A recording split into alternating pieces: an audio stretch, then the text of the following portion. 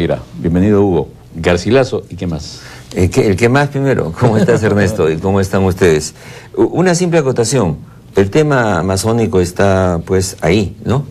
Y se me ocurrió decir lo siguiente. No nos inventemos una distancia solamente geográfica.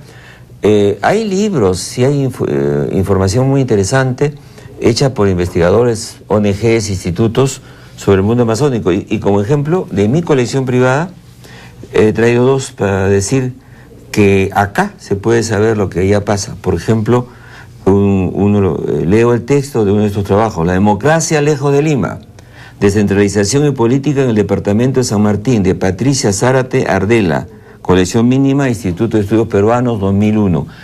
No conozco, no tengo el gusto de conocer a Patricia Zárate Ardela, pero no ese es el tema. El tema es que aquí hay una investigación y hay mucha buena literatura, bibliografía de centros de investigación en Lima para saber qué cosas ocurren en el Perú, ¿eh?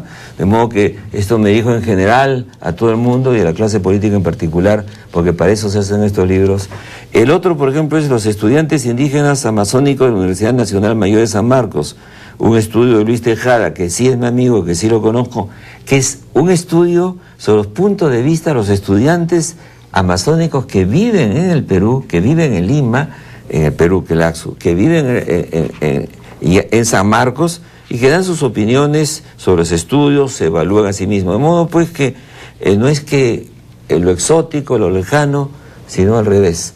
Aquí tenemos información. Y por otro lado, muchos selváticos y amazónicos han hecho estudios. He tenido varios alumnos míos de esa parte del Perú y han salido a hacer estudios en el extranjero. Eso es todo lo que quería decir. Ahora sí, Garcilaso. Sí, Garcilaso. Bueno, una de esas alianzas estratégicas que se nos ocurre en la biblioteca para poder editar, porque en el pliego no nos autorizan dinero para editar, hemos llegado, como llegamos con el Banco Continental a editar Sueño y Pasión, con la Municipalidad de Lima, un libro sobre Garcilaso. ¿Por qué? Por contribuir, Municipalidad y nosotros, a lo que está ocurriendo en torno a Garcilaso, en una serie de actos, ¿no? Universidades, claro. de Garcilaso La Vega, participamos en un seminario de San Marcos, la Academia de la Lengua y tantas otras cosas. ¿Qué se nos ocurrió? Simplemente lo siguiente. Nos preguntamos qué cosas podrían tomarse de los comentarios reales que no fueran discutibles. A Garcilaso se le ha discutido, y con razón, mucho sobre su propensión a idealizar el imperio de los incas por el lado de la madre y a defender el mundo del padre, el conquistador. Eso es casi ideología, y como toda ideología... Discutible. ¿Qué queda de él? Yo creo que esto nos hemos acercado de la sensatez, de la sencillez y de lo concreto. Garcilaso vio algo muy importante mientras era niño y joven antes de irse. Y hemos recolectado los textos en los que él dice, yo vi, me crié entre ellos, yo estuve ahí. Y entonces son los textos inobjetables, claro, irrefutables porque son del testigo de vista. Lo vio. ¿Por qué? Porque Garcilaso nace en 1539, en 1560, y déjame decirte, Ernesto, que es un momento muy singular de la vida peruana, porque él ve la justa posición entre la sociedad india, las dos culturas, cuando todavía no se habían consolidado las instituciones coloniales, y ve también el mundo de los españoles.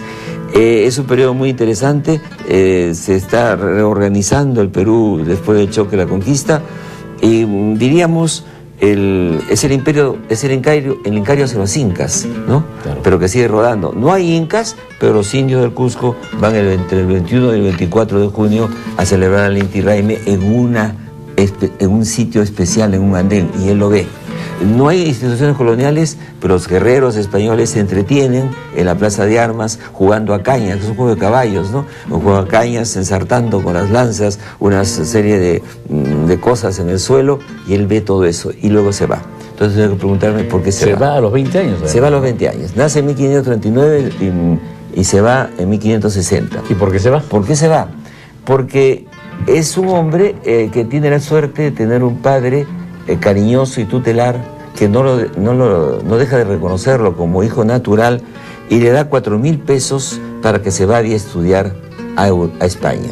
Son 17 los que se llaman en la época mestizos reales, hijos pues de payas, nobles indias y de españoles, los que parten. ¿Qué pasó con los otros 16? No sabemos. ¿Qué historia para un novelista? Yo no soy novelista, seguiré con la historia. Llegaron y la sorpresa fue que hubo el levantamiento de Túpac Amaru I, que fue vencido atrozmente, y la corona tomó la decisión que estos mestizos reales no volvieran nunca más al Perú. Y de pronto, el joven Garcilaso se encuentra que no tiene pasaje de vuelta, para decirlo así. Entonces, ¿qué podía hacer? Primero va a litigar en las cortes, a reclamar lo que son los derechos del padre. Y le responden claramente, como se dice, con cajas destempladas, que cómo se atreve a reclamarlo cuando las crónicas oficiales están diciendo que su padre era un traidor porque entregó el caballo en un momento difícil a Gonzalo Pizarro en pleno campo de combate. Era un amigo y era su adversario y le entregó el caballo.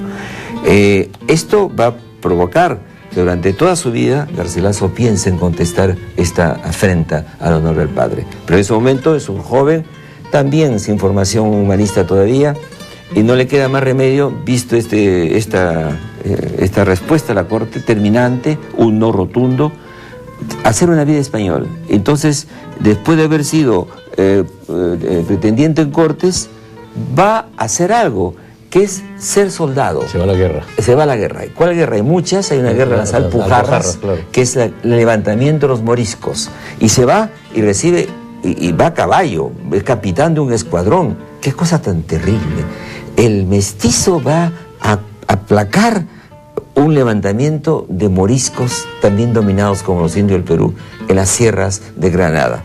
Con esto, luego tiene ya, como diríamos, el DNI español, va a buscar a sus parientes, a un hermano de su padre, un señor Alonso de Vargas, un poderoso potentado, que lo recibe, ha dado pues pruebas de hidalguía, sabe manejar armas y caballos, una cosa digna del Renacimiento.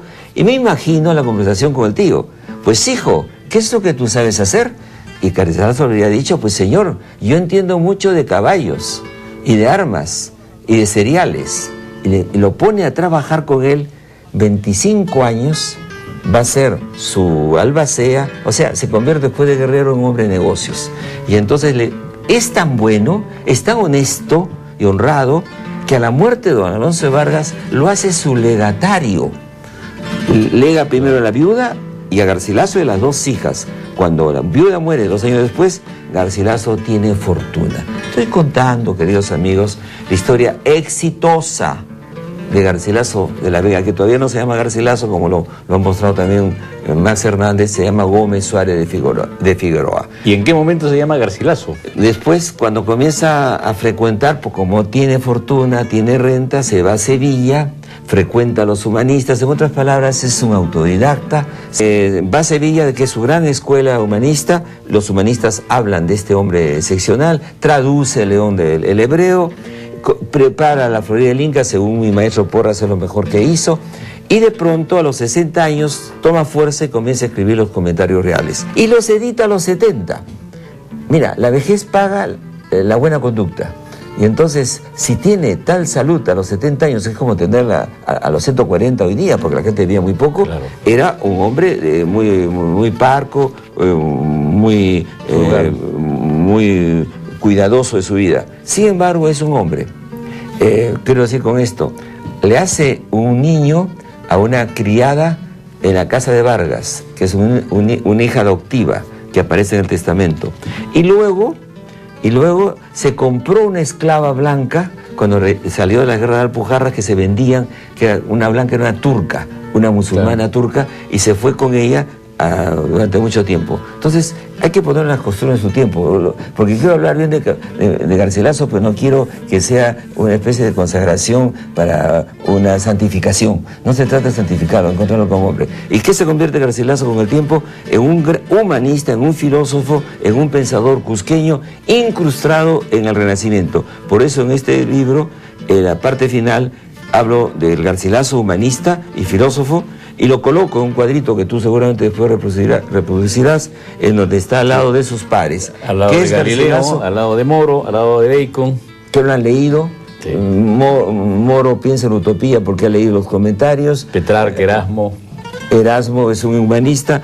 Entonces, ¿qué es Garcilaso? Es un cusqueño renacentista. Su vida la hizo en Europa, pensando en el Perú, pero los grandes libros de Garcilaso se escriben en la cultura renacentista, triunfa afuera. Garcilaso, testigo de vista, yo lo vi, me crié entre ellos este nuevo libro que ha producido la Biblioteca Nacional. Gracias, Hugo. Que es un bonito libro, ¿no? Es un muy bonito libro. Hacemos libros bellos, porque los libros deben ser bellos para que así los niños y los grandes lean. Lean hermosos libros que editamos en la biblioteca.